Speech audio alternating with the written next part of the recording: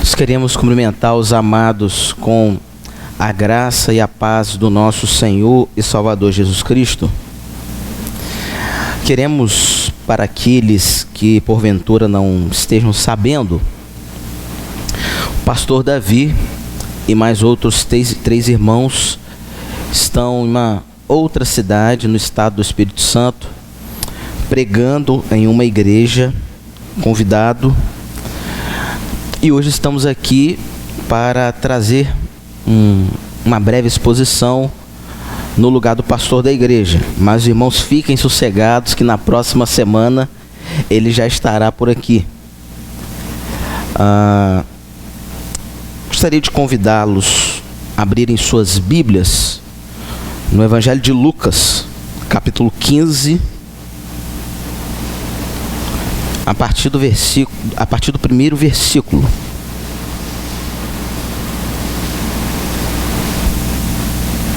Lucas, capítulo 15, versos 1 e 2.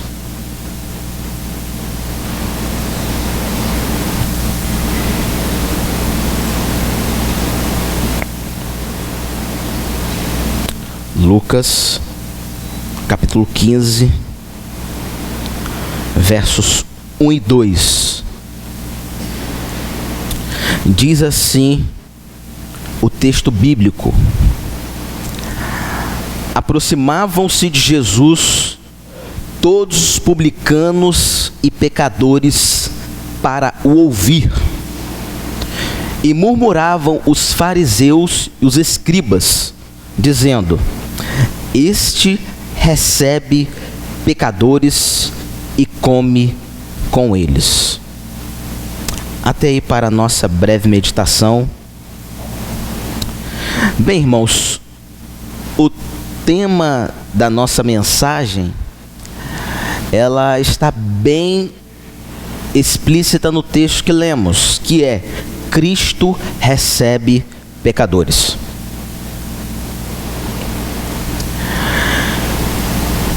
Interessante que o texto, ele pode parecer simples, mas ele nos fornece algumas informações que são dignas de serem analisadas. Primeiro, o texto fala a respeito de Jesus pregando, falando, ensinando algumas pessoas. E esse ato de Jesus foi alvo de crítica de um outro grupo de pessoas. Então nós vamos analisar aqui quem constituía o primeiro grupo, o grupo que ouvia Jesus. Falaremos a respeito de quem era o grupo que criticava a pregação e os ouvintes de Jesus. Falaremos a respeito um pouco do tipo de pregação de Jesus. E vamos chegar aqui a uma conclusão, se a crítica feita tinha fundamento ou não. Então vamos lá.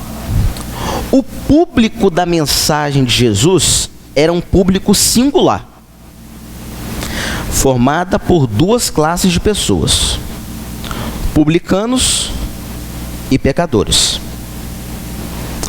Quem eram os publicanos? Esses homens, a maior parte deles eram judeus, e como Israel estava sob domínio do Império Romano, as pessoas, elas deveriam pagar impostos a Roma. Por exemplo, se em algum momento o Brasil fosse invadido por uma grande nação, digamos que pelos Estados Unidos, e nos colonizassem, nós brasileiros deveríamos pagar impostos, a fim de que a riqueza do país fosse levada para aqueles que nos colonizaram. Era justamente isso que aconteceu com Israel? O Império Romano estava se expandindo. Aqui nós estamos falando aí em torno de 25 depois de Cristo, 25 a 28 depois de Cristo, porque, caso os irmãos não saibam, Jesus não nasceu no ano zero, no ano zero. Os historiadores dizem que Jesus nasceu no ano 3, 4 antes de Cristo.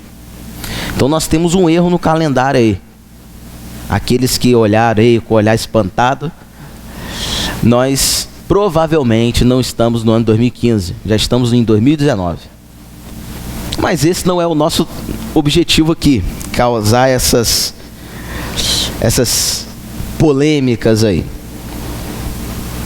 Então nós podemos ver claramente que por volta do ano 28 depois de Cristo, Israel já estava dominado pelo Império Romano e pagava impostos a Roma. E alguns homens judeus, o que eles faziam? Eles se candidatavam ao cargo de publicano.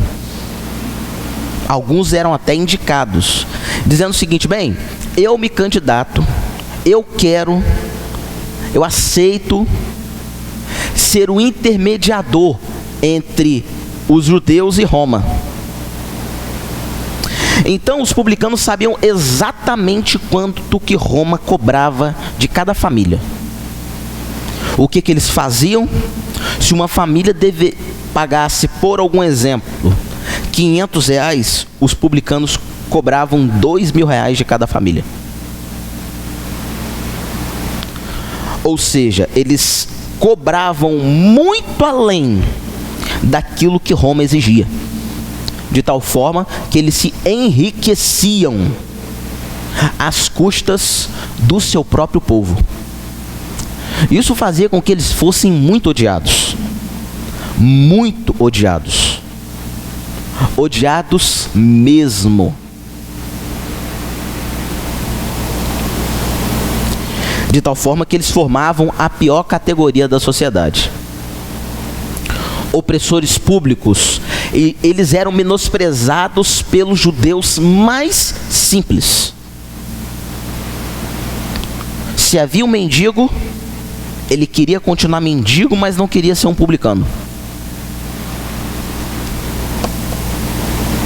Estes eram os ouvintes de Jesus. E os pecadores? Aí muitos podem chegar à seguinte conclusão: bem, os pecadores são todos os outros. Não é bem assim. Os pecadores eram as pessoas que tinham condutas imorais ao extremo aos olhos dos fariseus e dos escribas. Adúlteros,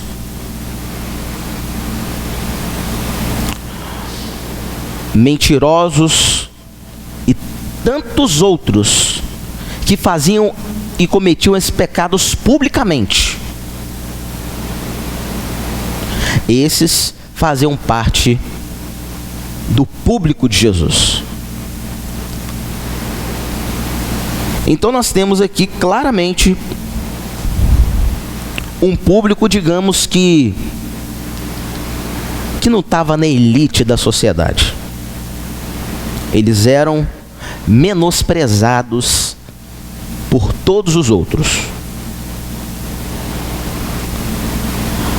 Este era o primeiro grupo, e que estavam aos pés de Jesus para ouvi-lo. A esses Jesus recebeu. Os fariseus e os escribas já eram aqueles que criticavam os publicanos e pecadores. Esses já eram homens respeitáveis na sociedade. Eram homens grandemente estimados como autoridade, como mestres, como dirigentes nas sinagogas. Eram homens nós podemos dizer que, humanamente falando, nós convidaríamos para o casamento dos nossos filhos, por exemplo. Homens de destaque na sociedade. Todavia, esses homens nutriam um desprezo e uma inveja inimaginável daquele humilde pregador. Por quê? Porque haviam leis rabínicas, leis que eles instituíram, os escribas, os fariseus, aqueles religiosos. Uma das ordens rabínicas é: nunca ensine a um pecador.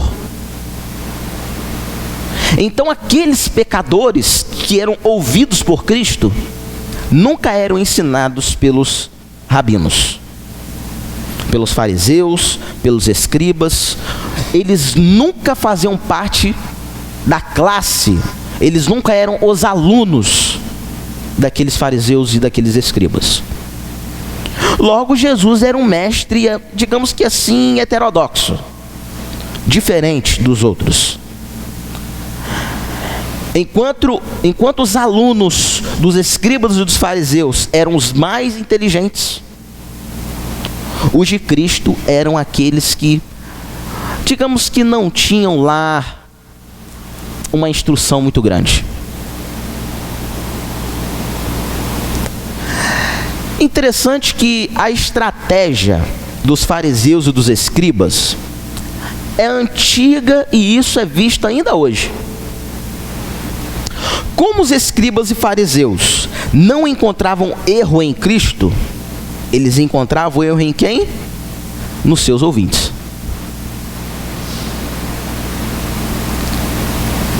Logo, não vendo pecado em Cristo, assim como Pôncio Pilatos, não vejo nele crime algum. A atitude dos escribas e dos fariseus era justamente criticar os ouvintes de Jesus. Vocês podem observar isso claramente, dizendo o seguinte: eles murmuravam, os fariseus e os escribas, dizendo: este recebe pecadores e come com eles. Existe aqui um ataque direto aos ouvintes de Cristo. A acusação era essa: Jesus recebe pecadores. Nós poderíamos, de alguma forma, perguntar: a acusação era verdadeira ou era falsa? Será que os fariseus e os escribas estavam, mesmo que por um motivo de inveja, falando algo verdadeiro? Ou tudo que eles estavam falando era falso? O contexto imediato diz claramente que o que os escribas e fariseus estavam falando era uma completa verdade. Porque vocês podem observar que do versículo 3 em diante, Jesus vai falar a respeito de algumas parábolas. A parábola da ovelha perdida, da dracma perdida e do filho pródigo. Logo, Jesus não está dizendo o seguinte: bem, vocês estão me acusando de uma coisa que é inexistente. Não. Jesus está dizendo o seguinte: é isso mesmo. Eu recebo pecadores.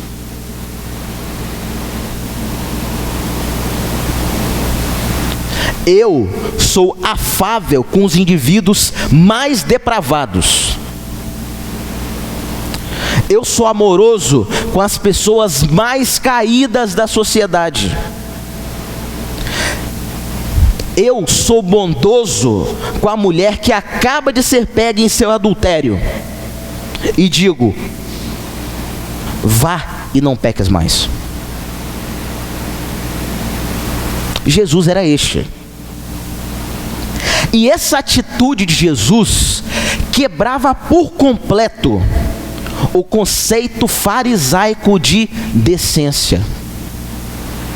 Não era decente ser amável com pessoas tão mesquinhas. Não era decente comer com pessoas tão pecadoras. Não. Essa atitude não fazia parte da lista moral dos fariseus. Mas Jesus era um pregador diferente.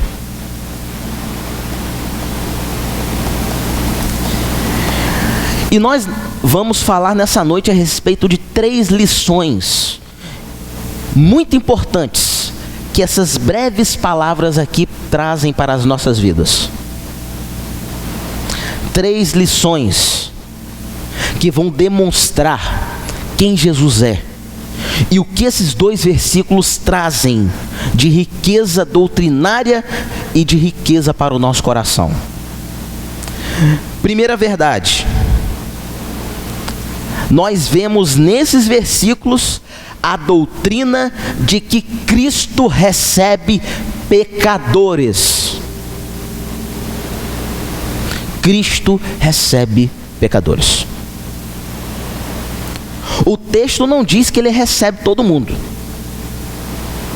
No entanto, que os fariseus e os escribas foram excluídos dessa recepção. Ele recebe apenas os pecadores. Aí no coração de um e de outro, ou de todos, vocês podem estar se perguntando: bem, mas todo mundo não é pecador?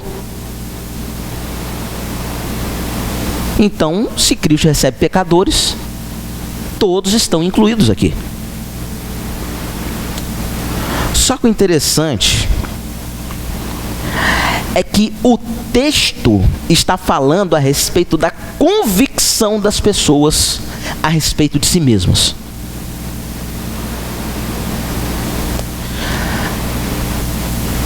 Deixa eu dar um exemplo aqui, fique claro para vocês. Os publicanos eram pecadores? Eram. O texto diz: esses que eram denominados pecadores eram pecadores? Eram pecadores. Os fariseus eram pecadores? Também. E os escribas? De igual forma. Só que o texto deixa bem claro que, embora todos sejam pecadores, Jesus está recebendo aqueles que julgam-se pecadores. Um outro texto bíblico diz: porque eu não vim salvar os sãos, mas pregar salvação aos doentes, chamar os doentes ao arrependimento. Jesus estava mentindo e quebrando o conceito da depravação total humana? De maneira alguma. Mas Jesus está claramente pregando para aqueles que estão dizendo: Senhor, eu sou pecador. E não para aqueles que julgam-se retos, justos, perfeitos e imaculados. Interessante que esse ponto nos suscita aqui uma discussão. Porque é muito comum as pessoas mentirem a respeito das suas próprias convicções. E elas não mentem para as outras pessoas, elas mentem para elas mesmas. Muitas pessoas dizem-se pecadoras, quando na realidade elas estão completamente convencidas de que são pessoas de bem, pessoas respeitáveis, pessoas que observam completa retidão em suas vidas.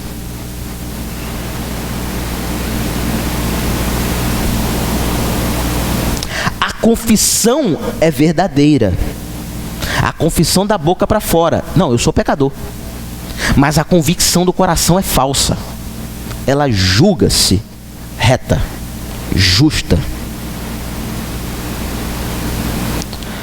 Ela, digamos que, por mais que ela considere-se de alguma forma pecadora, ela não é pecadora como os publicanos.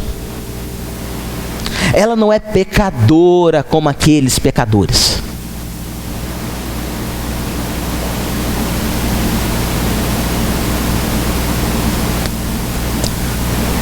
John Wesley, certa vez, após a sua conversão, ele foi pregar na Inglaterra,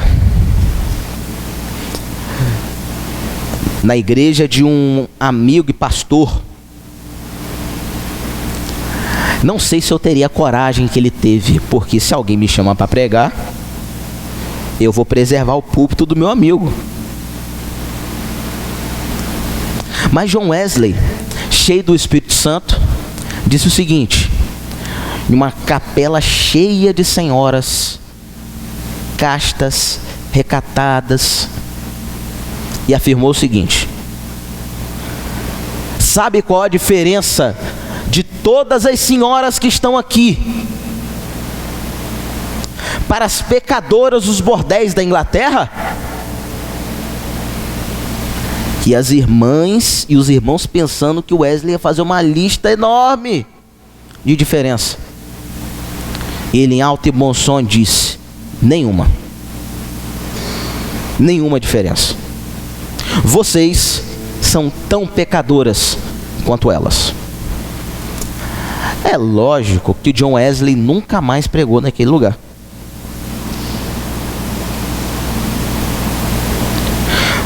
Sabe por quê? Porque havia um público que, por mais que tivesse noção de que eram pecadoras, não eram tão pecadoras quanto aquelas mulheres. E meus irmãos, nós vemos claramente aqui uma diferença. Cristo recebe pecadores, mas recebem aqueles que creem de coração que são os mais depravados, os mais pecadores, pessoas indignas de serem recebidas por Cristo. Cristo não recebe os que possuem justiça própria, nem os bons, nem os sinceros e nem todos os outros que possuem qualidades enormes.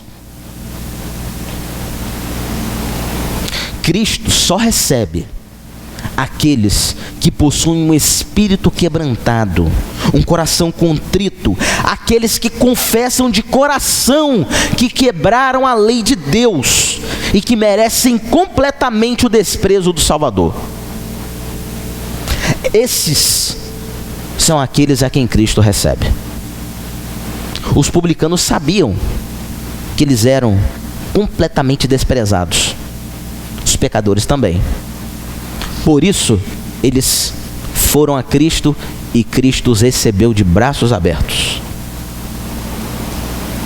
Vinde a mim, todos vós que estáis cansados e oprimidos, e eu vos aliviarei.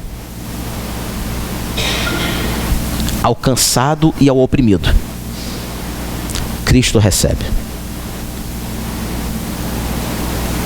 E meus irmãos, nós vemos aqui uma riqueza do texto.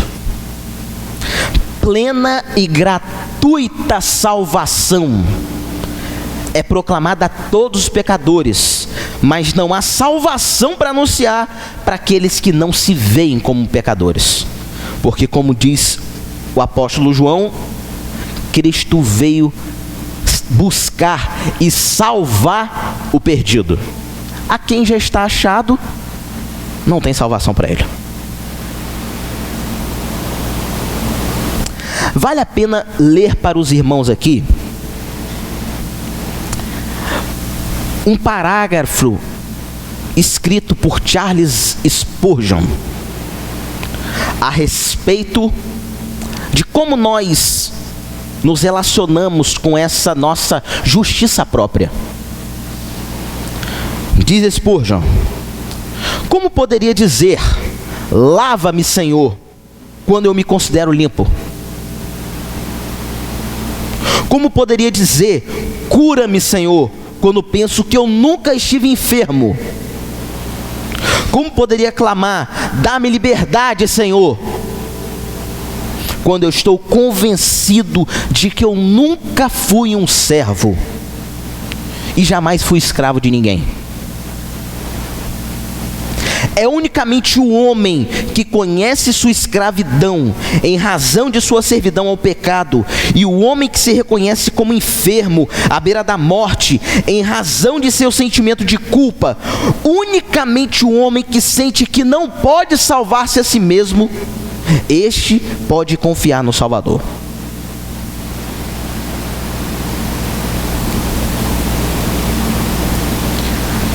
Então, nós podemos dizer aqui que essa doutrina é verdadeira. Cristo recebe pecadores.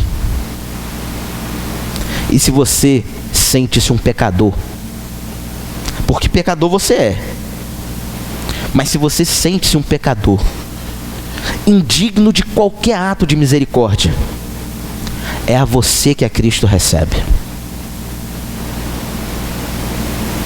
Segunda verdade desse texto: nós podemos ter ânimo e certeza que advém dessa verdade.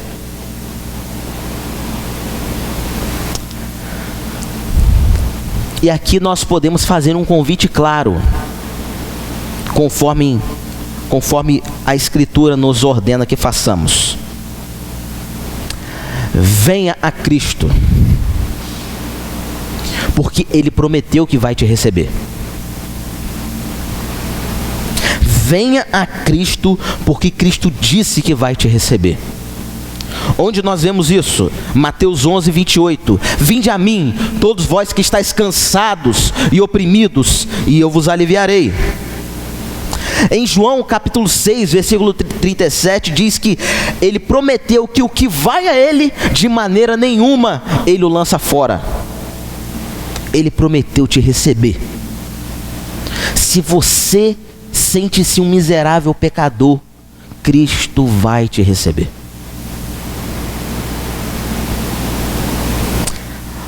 Vem, porque Jesus tem recebido muitos pecadores e muito mais pecadores do que você. Deus recebeu Jacó, o trapaceiro. Recebeu um Gideão inseguro. Precisou provar a sua fé por 3 vezes. E a sua confiança em Deus. Deus recebeu a Davi, adúltero e assassino. Olha que legal. Recebeu a Jonas, que foi desobediente ao chamado divino. Jonas, vai para Nínive. Ele vai para outro lugar. Deus recebeu a Elias, um homem deprimido, que desejou a sua própria morte encostado em uma árvore. Deus enviou seus anjos dali, dizendo, para que ele pudesse receber uma bênção.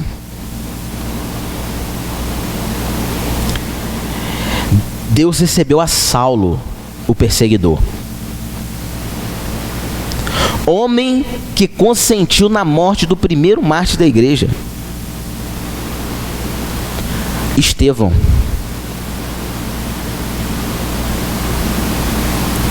Mas Deus tinha um chamado para ele. Se Deus recebeu tantos pecadores e muito mais pecadores do que você, por que não te receberia?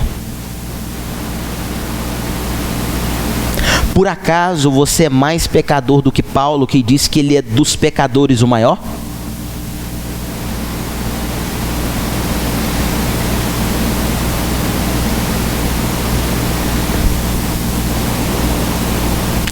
Venha a Cristo, porque Ele chama os que já pertencem a Ele.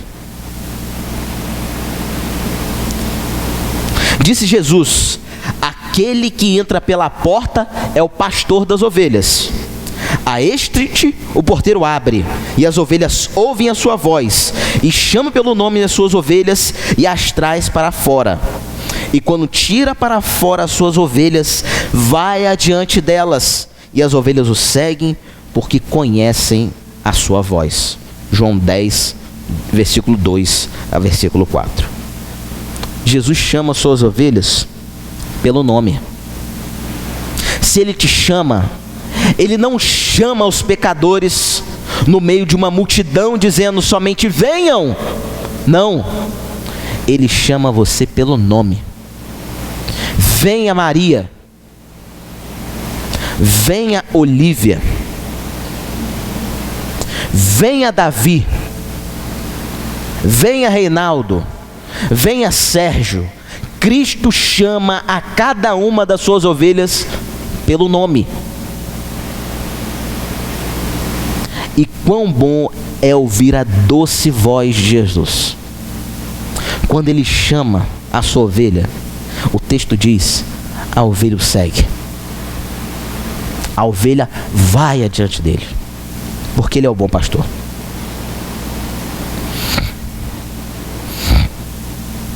Uma terceira verdade do texto. Uma exortação bíblica aos ouvintes. Nós vemos claramente aqui uma crítica da Escritura para aqueles que consideram-se justos, para aqueles que se consideram bons, para aqueles que estão apoiados no seu fraco cajado da justiça própria. E o texto é para mim e para você, porque muitas vezes nós vamos adiante de Deus com nossos prováveis créditos. Senhor, me ouça, porque quanta coisa eu fiz em prol do Evangelho. Senhor, eu jejuo 2 vezes por semana, dou dízimo de tudo quanto possuo. Alguém já ouviu esse clamor na Bíblia?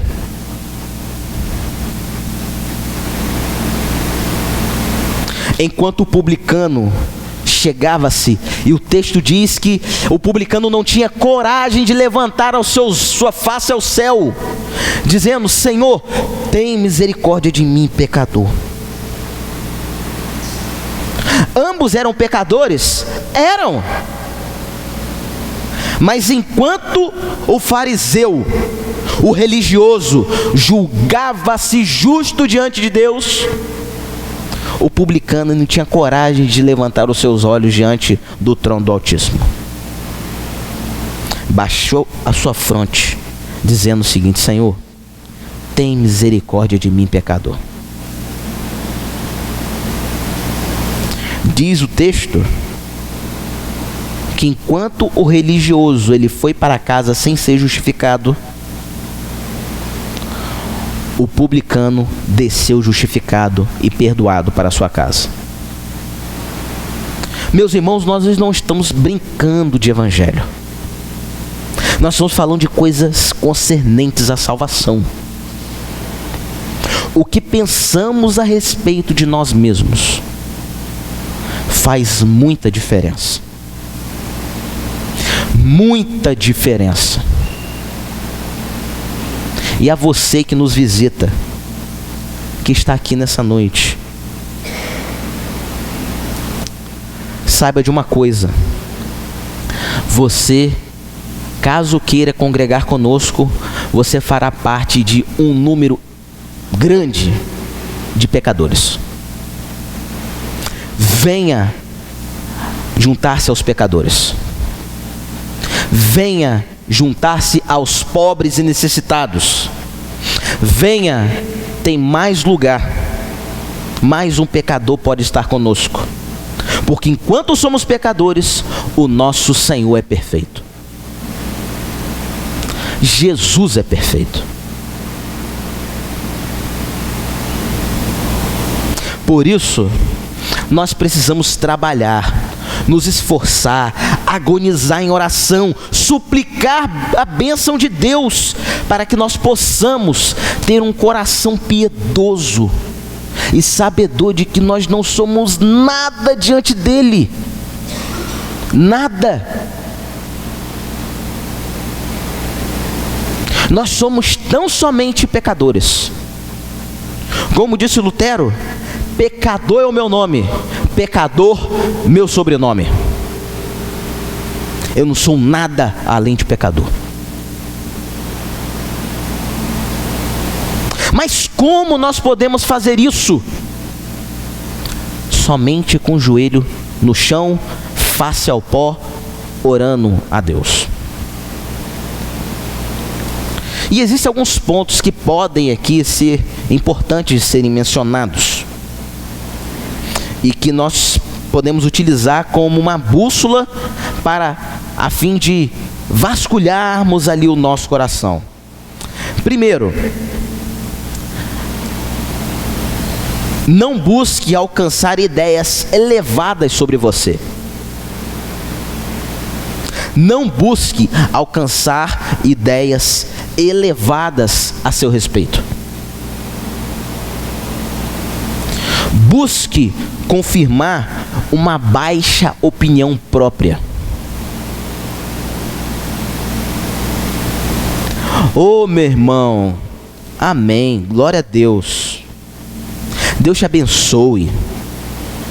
Meu irmão, que boa oferta você trouxe para essa congregação. Que coração piedoso. Esse tipo de atitude não cabe em uma igreja de Cristo.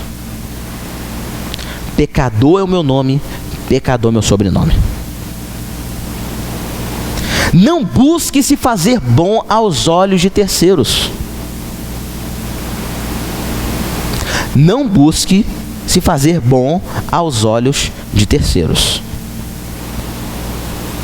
Quarto, busque a humilhação diante do Senhor e diante dos seus irmãos. A Escritura nos ordena que nós devamos nos humilhar diante do Senhor para que a seu tempo Ele nos exalte. Só que muitos olham para esse texto da seguinte forma: eu tenho que me humilhar agora porque Deus vai me exaltar depois. Não. Embora a exaltação seja uma promessa, o ponto principal é: humilhe-se e ponto. Se Ele te exaltar, como Ele vai te exaltar, glória a Ele.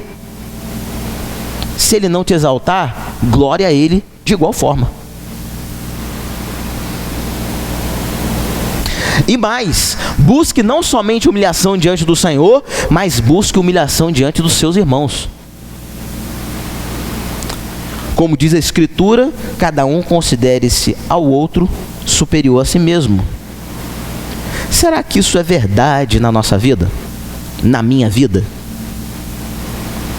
Será que aquele irmão mais humilde da congregação eu o considero mesmo superior a mim? Não, porque eu tenho curso superior, eu curso mestrado, eu sou pós-graduado, eu falo inglês e espanhol fluentemente, e o irmão humilde mal sabe ler. Será que realmente eu me considero inferior a ele? É algo que eu tenho que fazer, pensar nisso. Quinto, e esse aqui eu tomei emprestado de Spurgeon, ele diz o seguinte: não se eleve às alturas, mas mergulhe nas profundidades. Não se eleve nas alturas, mergulhe na profundidade. Não suba, queira descer.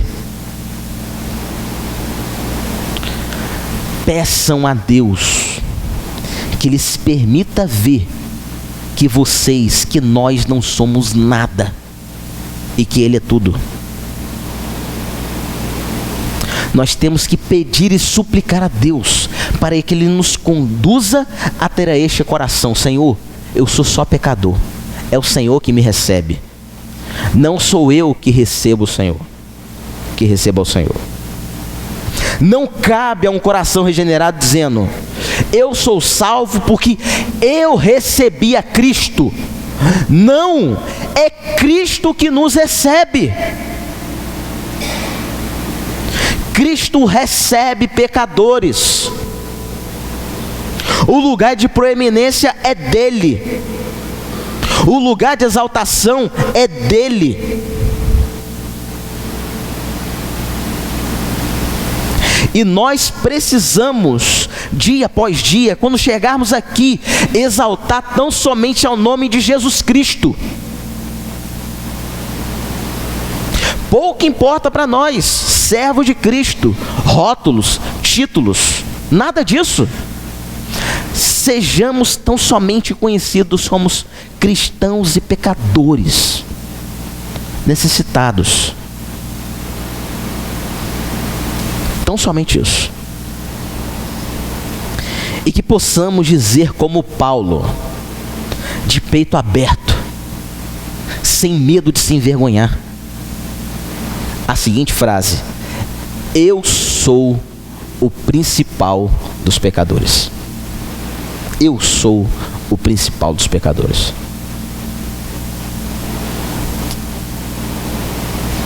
E eu gostaria de ler para vocês um conselho de Martinho Lutero a esse respeito. Em um de seus livros ele escreve: uma vez, quando eu estava despedaçado pela dor e pelo pecado, Satanás me disse: Lutero, você não pode ser salvo porque você é pecador. Ao que Lutero replicou: não, vou cortar a sua cabeça, Satanás, com a sua própria espada. Você disse que eu sou um pecador? Pois bem, eu te agradeço por você ter me dito isso. Você, Satanás, você não, você é santo. E ele diz isso em tom de ironia. Você, Satanás, você é santo, você é bom. Você se exaltou de tão alto que você estava. Quando você afirma que eu sou um pecador. Bem, Satanás, a Escritura diz que Cristo morreu por pecadores. Logo, ele morreu por mim. E vou te lembrar mais, Satanás. Se você puder me demonstrar isso, eu vou te agradecer por isso. E longe de gemer e de reclamar porque eu sou um pecador, eu vou exaltar e levantar a minha voz e começarei a louvar a Deus, porque tudo que eu necessito para ser salvo é saber que eu sou o pecador e sentir que eu sou o principal dos pecadores. Olha que lição fantástica de Martinho Lutero na sua disputa com Satanás. Talvez se fosse eu diria: Satanás, isso é mentira sua, porque você é o pai da mentira.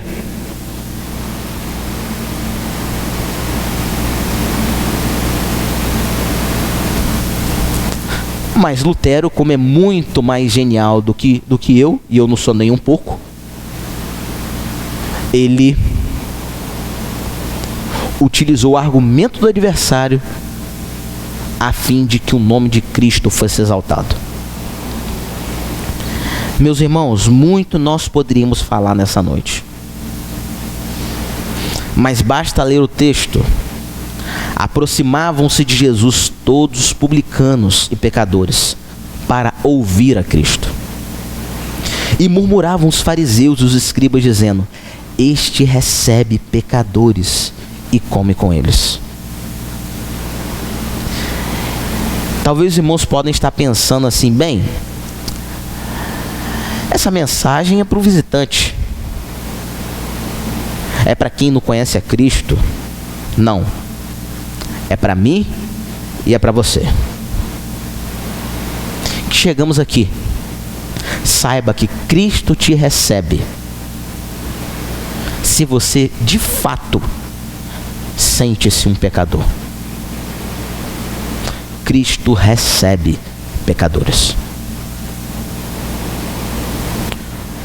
Portanto, para finalizar, vale a pena ressaltar alguns pontos a fim de que possamos aplicar essas lições à nossa vida. Primeira coisa é que nós devemos nos cair diante do Senhor, prostrarmos diante dele. Nós não devemos ficar de pé diante dele. Não fisicamente é até possível e permitido, mas de coração. Não devemos chegar diante dele cheios de orgulho, mas cheios de humildade. Digamos a ele que estamos arruinados sem sua graça soberana, que sem ele nós não possuímos nada, não temos nada, não somos ninguém, somos os piores, e que ele é tudo em todos.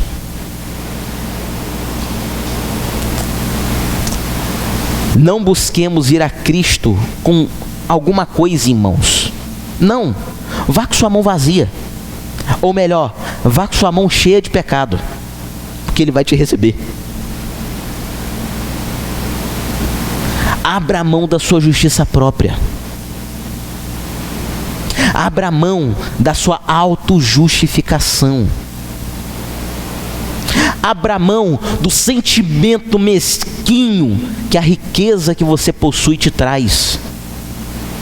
Abra a mão até mesmo da falsa humildade que uma pobreza pode causar.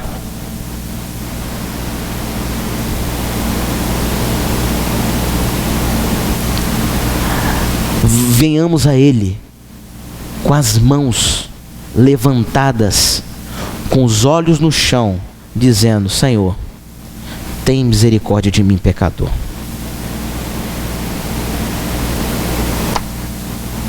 Se nós fizermos isso, e nós sabemos que só pode fazer isso aquele que foi transformado e regenerado por Deus,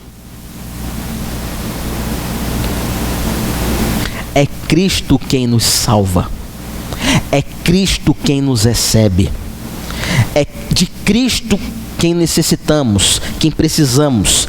Cristo é o nome a ser exaltado neste lugar. Cristo é o nome a ser magnificado nos lábios dos seus servos.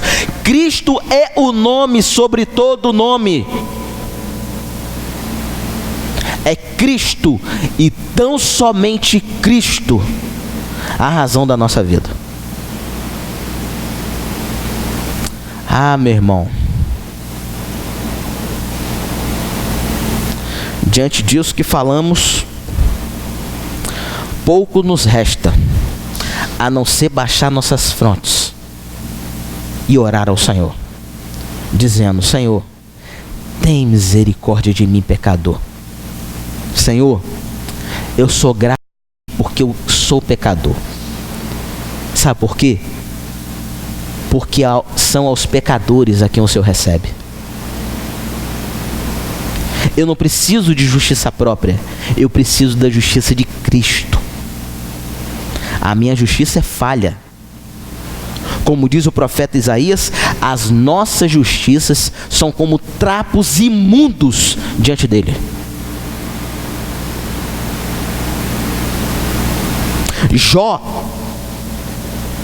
O livro de Jó afirma que Deus não vê santidade em seus anjos, porque os anjos são pecadores. Não, Deus é tão santo e 3 vezes santo, que nenhuma outra santidade é comparada dele.